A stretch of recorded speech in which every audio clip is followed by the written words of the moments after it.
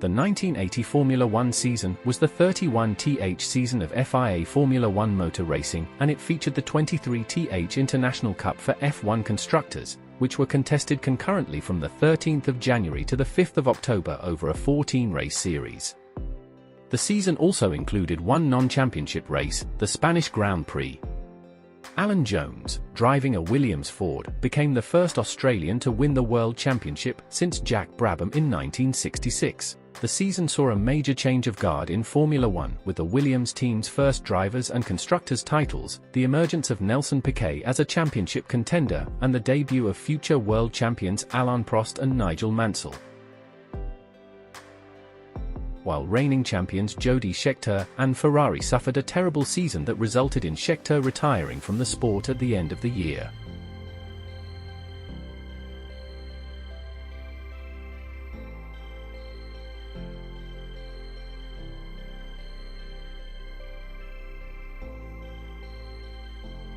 In addition, Frenchman Patrick Depailler lost his life while testing at Hockenheim.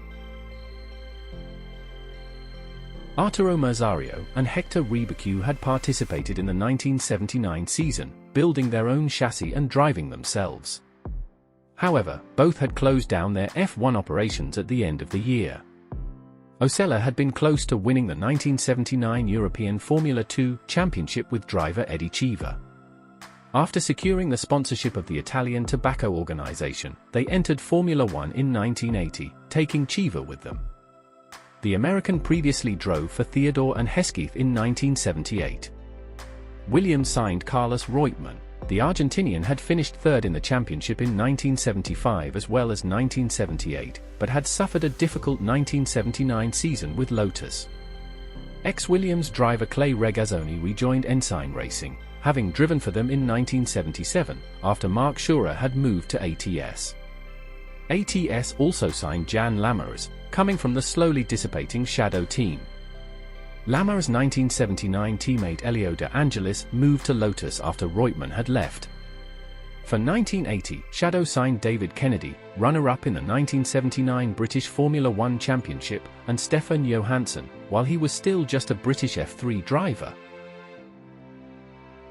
Jackie Ickx had retired at the end of 1979, his Ligier seat taken up by Didier Pironi.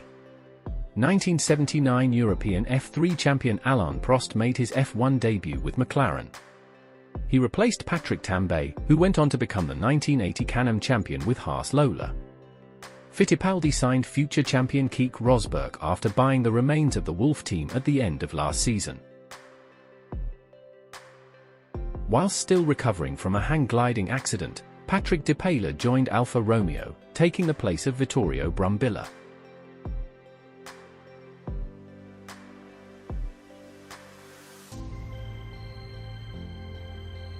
Mark Schurer crashed while qualifying at Kyalami, injuring both his legs. ATS had just reduced their operations from 2 to 1 car and parted with Jan Lammers, but the Dutchman rejoined for 3 more races, while Schurer recovered. Clay Regazzoni was paralyzed from the waist down when he lost his brakes at Long Beach, slamming into a parked car and a concrete barrier. Tiff Needell, Jan Lammers, and Jeff Lees would take over the seat, in that order. Lees had already driven for Shadow earlier that year, after Stefan Johansson failed to qualify for his first 2 races and his debut was deemed preliminary. Halfway through the season, the Shadow operation was taken over by Theodore Racing. Theodore would enter the 1981 season with their own first chassis. Ram Racing entered the British Grand Prix with a 1979 spec Williams FW07, driven by Rupert Keegan. They stayed for the rest of the season, even entering a second car for the final 2 races. Ram had been involved in F1 since 1976, but it would take until 1983 before they entered a full season entry and built their own chassis. Hector Ribécu returned to Formula One, replacing Riccardo Zunino at Brabham from the British Grand Prix on. Lotus test driver Nigel Mansell made his debut when Colin Chapman awarded him with 3 race starts, driving a development version of the Lotus 81. He would go on to be their full-season driver for 1981. Just over a year after winning his first race in Formula 3, Mike Thackwell was driving in Formula 2 and, at the Dutch Grand Prix, was granted his first Formula One test by Ken Tyrrell. He made his racing debut at the Canadian Grand Prix, making him the youngest F1 driver up to then, although the race was red-flagged and he was asked to give his car to Tyrrell driver Jean-Pierre Jorier for the restart, so the record is arguable. In this season there was some calendar changes.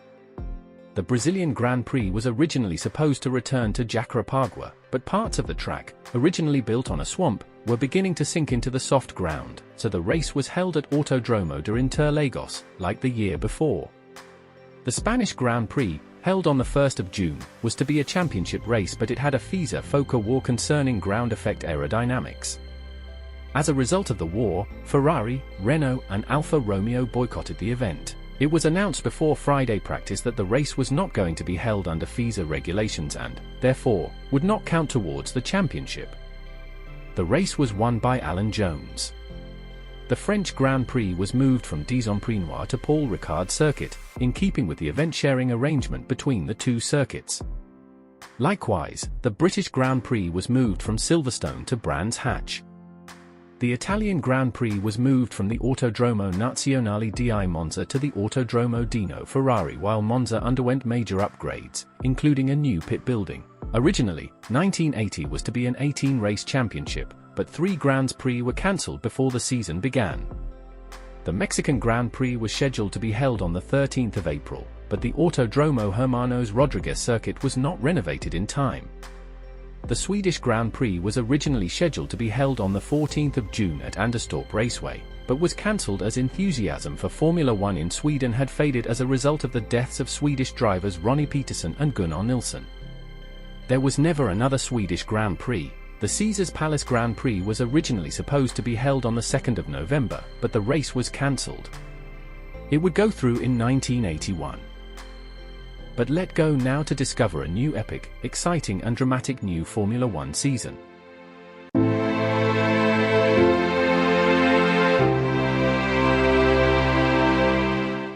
The 1980 Formula One season started in Argentina in January. This event, held at the Buenos Aires Municipal Autodrome located in the sprawling Argentine capital, started off badly. After Friday's practice, due to the heat and the suction these ground effect cars were creating, the track began to break up, and the drivers found conditions difficult and even dangerous. Led by Emerson Fittipaldi, the drivers staged a semi-unsuccessful protest. The organizers did actually fix the track, but not successfully. Come race day, the track was still in a dreadful condition. The race went ahead anyway, and the Buenos Aires circuit, being one of the most varied and challenging circuits on the calendar, provided an ultra-exciting race, where many drivers were caught out by the disintegration of the twisty arena infield section of the number 15 variant of the racing facility. After going off twice and dropping back to 4th after making a pit stop to clean grass out of his car's radiators, Australian and title favourite Alan Jones took victory in his Williams Ford Cosworth.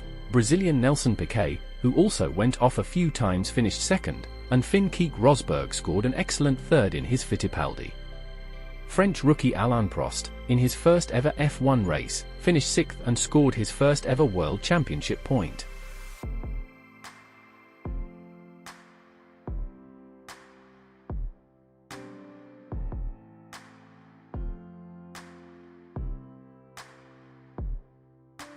Gilles Villeneuve, competitive throughout in his Ferrari, crashed heavily at the toboggan left-right sequence of corners after his front suspension failed after possible damage caused to it after a number of off-track excursions the Canadian had during the race.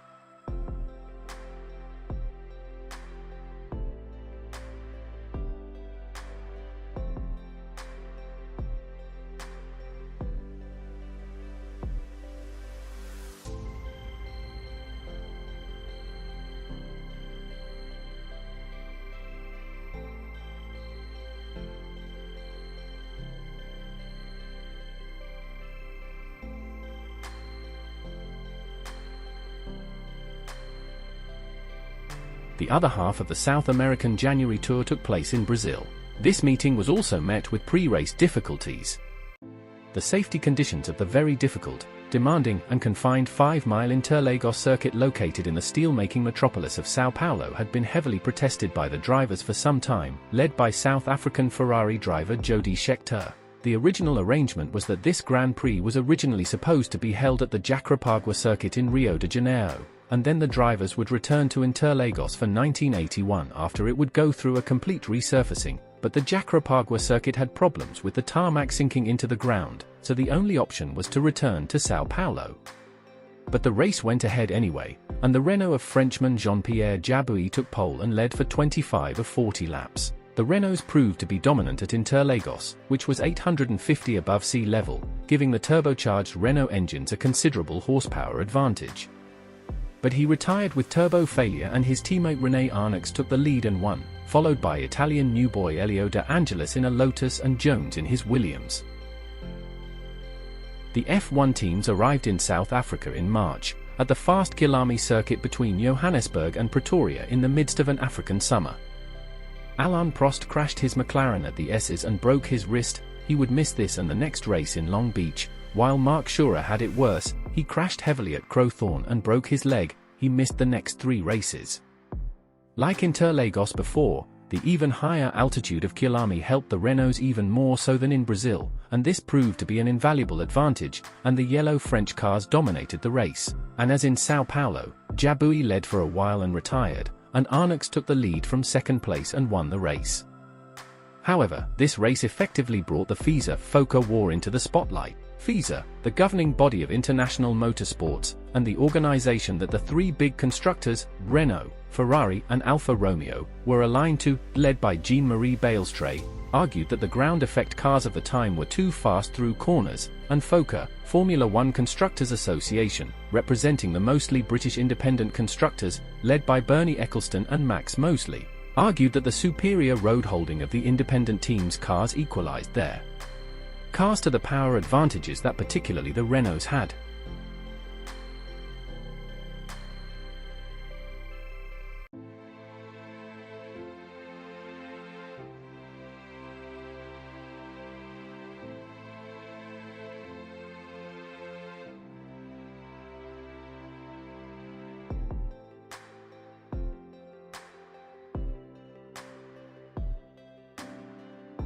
A stopover in Long Beach, California, right next to the Hollywood-dominated landscape of Los Angeles, happened for weeks after the South African race. The typically pleasant and sunny weather there gave for a relaxed atmosphere at this tight, twisty, and rough street circuit, which was in contrast to the previous 3 quick Southern Hemisphere circuits used thus far in the season.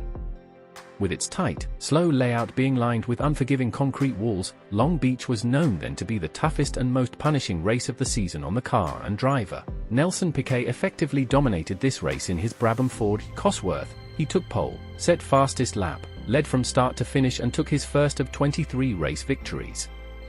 But the race itself was littered with accidents. There was a pile-up at the La Gassomette hairpin caused by Alfa Romeo driver Bruno Giacomelli, and the 40-year-old Swiss Clay Regazzoni crashed appallingly at the end of the long, flat-out shoreline drive when the brakes on his Ensign failed and he crashed head-on at 180 miles per hour into Riccardo Zunino's Park Brabham, then through some tires and into a concrete wall. The Swiss was critically injured, but survived. He would be paralyzed from the waist down for the rest of his life.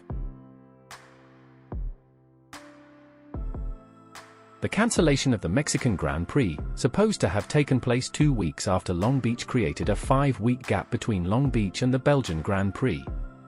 The F1 Circuit started its 4-month-long European tour at Zolder, where Frenchman Didier Pironi took his first ever victory in his Ligier Ford Cosworth ahead of Alan Jones and his Argentine teammate Carlos Reutemann.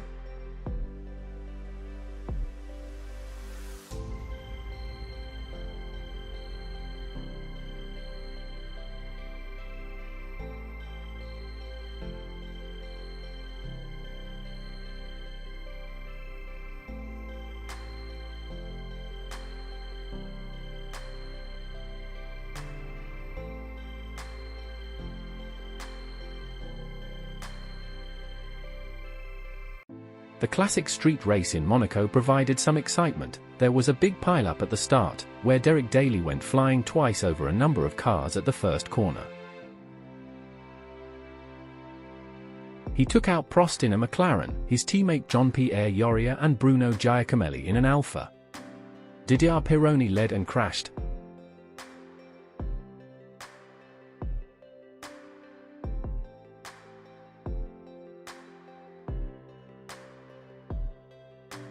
and Carlos Reutemann took the lead and won from Frenchman Jacques Laffite in a Ligier Ford A Cosworth and Piquet in a Brabham.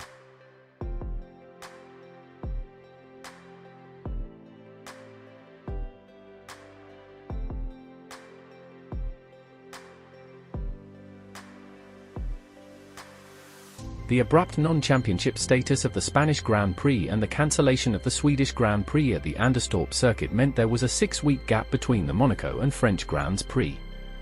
The French Grand Prix took place while the Spanish Grand Prix debacle was still raging on for weeks afterwards. With their racing licenses given back to them, the drivers got on with their jobs, and at the Paul Ricard circuit on the southern French Riviera near Marseille, Williams driver Jones beat the Ligiers of Jacques Laffite and Didier Pironi on home soil.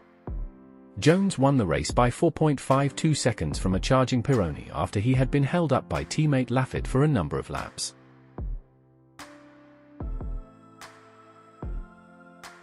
The British Grand Prix in 1980 was at Brands Hatch, just outside London. This race on the challenging and bumpy southern English circuit saw the Ligiers of Pironi and Laffite lead and fall out. Pironi retired after a puncture and Laffite crashed at Hawthorns. Alan Jones took advantage of the Ligiers' problems and Jones managed to hold off a quick Nelson Piquet to win yet again in a Williams, the English team's second consecutive British GP win.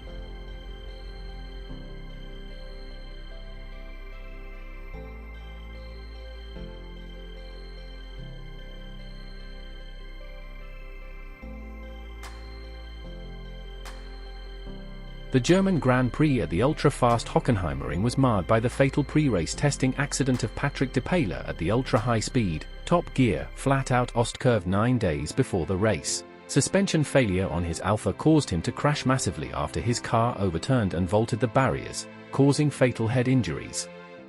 Alan Jones took pole from Renault driver Jabouille by mere hundredths of a second, and he led the race until he had to come in with a puncture on the straight before the stadium. Laffite and Reutemann passed Jones, who finished third. Laffite went on to win for Ligier, followed by the Williams duo of Reutemann and Jones. The European high-speed circuit tour kept coming, and the fastest circuit of the season, the spectacular Osterreichring in the Styrian Mountains, enabled Jabouille to win by mere seconds from Alan Jones. Renault driver Jabouille, who had retired from every race he had participated in so far in the season, finally finished a race. His development work with Renault over the past 4 seasons gave him his second and last F1 victory of his career.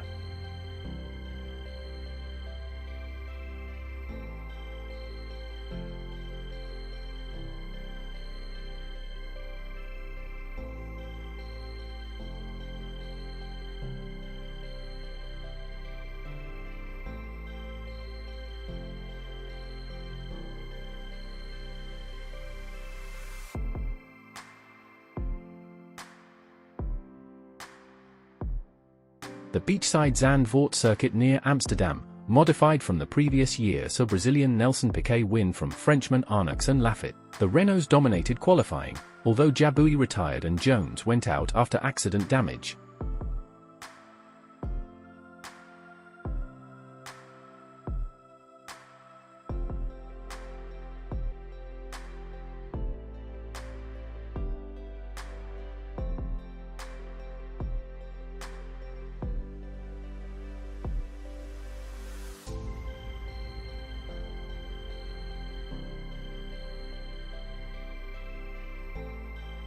The European Tour concluded with the Italian Grand Prix being held at the Autodromo Dino Ferrari near the town of Imola, rather than Monza. The Dino Ferrari circuit, located near the Ferrari factory and just outside Bologna, had signed a deal to alternate the Italian GP with Monza, on the condition Monza improve its track safety and facilities. Although the Monza track owners had already made safety upgrades a year before, the deal had been signed before Monza made changes, so for the first time since 1948, and for the only time during the World Championship era, the Italian GP was not held at Monza. The Renaults dominated qualifying at this fast Italian circuit, although they fell out with mechanical problems, and Piquet won yet again and overtook Jones in the championship, who finished second in front of his teammate Carlos Reutemann. The final leg of the 1980 Formula One season was a 2-part tour in North America, starting in Canada, at the Isle Notre Dame circuit in Montreal. This race had to be restarted after a multiple pile-up involving Piquet and Jones at the start. When Jones shut the door at the very first corner after the start, Piquet jumped into the spare car, which had a short-lasting qualifying Ford Cosworth engine in it, and although Piquet was clearly faster than anyone else, the engine in his Brabham blew up early on, and Jones won the race, which effectively gave the gritty Australian his only ever Formula One Drivers' Championship, and Williams' first ever Constructors' Championship. Unfortunately, Jabouille's weekend was much worse than Piquet's. He crashed head-on into a tyre wall and broke both his legs. The other half of the North American visit and the last round of the 1980 Formula One season was the second round in the United States at the fast, dauntingly challenging Watkins Glen circuit in New York State, 4 hours from New York City and only 5 hours from Montreal. This race had been in doubt for almost the whole season, but on this quick, bumpy, demanding and elevated circuit located in the rolling Vineyard Hills above Seneca Lake, it did go ahead after a loan was given by FOCA to the organizers. French rising star Alain Prost crashed heavily on Saturday morning practice due to suspension failure at the very fast left-handed turn 10, the second-to-last corner on the track. Prost received a concussion after hitting his head on his car's steering wheel. He had to miss the race but was at the circuit on race day. He felt he could not trust the car's mechanical strength after a season's worth of component failures on his car, which often led to accidents. This happened to Prost a week earlier in Montreal. Bruno Giacomelli took pole in his Alfa, the first time an Alfa Romeo had been on pole since 1951. Giacomelli made a perfect start and led for most of this exciting race up until lap 32, when the electrics in his Alfa failed in the boot section of the course. Jones, however, produced a storming drive. When he went off at the first corner at the start and dropped to 16th, he stormed through and took second from his Argentine teammate Carlos Reutemann, and then inherited the lead from Giacomelli after the Italian retired. The Australian Jones won his 5th race of the year ahead of Reutemann and Didier Pironi in Aligia. 1978 champion Mario Andretti scored his only point of the 1980 season at Watkins Glen, close to his adoptive town in Nazareth, Pennsylvania.